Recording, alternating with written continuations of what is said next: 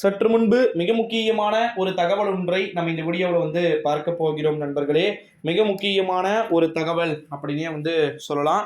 மருத்துவமனையில் மிக முக்கியமான புள்ளி, ஓகேங்களா, திமுகவை சேர்ந்த ஒரு மிக முக்கியமான ஒரு புள்ளி பார்த்தீங்கன்னா மரணம் அடைந்திருக்கிறாரா. ரீசன்ட் டைமில் தமிழ்நாட்டில் சோசியல் மீடியாக்கள் மூலமாக நிறைய நியூஸ் வைரல் ஆகிக்கிட்டு இருக்கிறத நம்மளால பார்க்க முடிகிறது.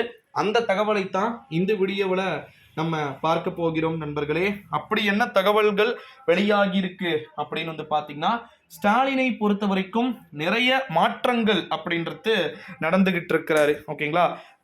தன்னுடைய தந்தை செய்யாத சாதனையை தமையன் செய்து கொண்டிருக்கிறார் அப்படின்னு சொன்னா நம்புவீங்களா?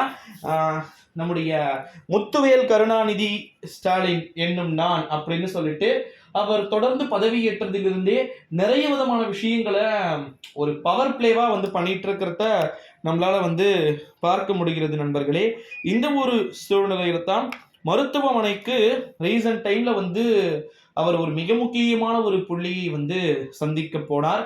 யார் அந்த மிக முக்கியமான ஒரு புள்ளி அப்படின்னு சொல்லிட்டு உங்களுக்கு நான் சொல்ல வேண்டிய அவசியம் இருக்காது. அந்த மிக முக்கியமான புள்ளி பாத்தீங்கன்னா நம்முடைய ஸ்டாலினுடைய அண்ணன் பையன், ஓகேங்களா. யார் அந்த அண்ணன் பையன் அப்படின்னு பாத்தீங்கன்னா துரை தயாநிதி தான் பாத்தீங்கன்னா அண்ணன் பையனா இருக்கிறாரு.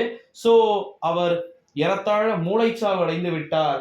ஸோ அவர் ஓவரா பாத்தீங்கன்னா போதை பொருட்கள் பயன்படுத்தி அவர் மூளைச்சாவையே அடைந்து விட்டார்.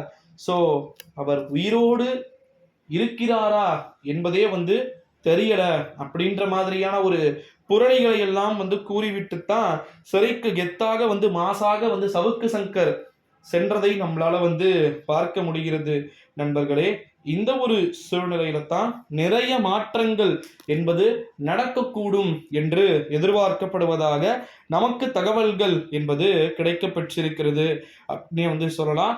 மருத்துவமனையில மிக மிக முக்கியமான புள்ளி பாத்தீங்கன்னா, அப்படி ஒண்ணு ஆச்சுன்னா ஸ்டாலின் இந்நேரம் ஒழுங்கா ஆட்சியை பண்ண முடியுமா?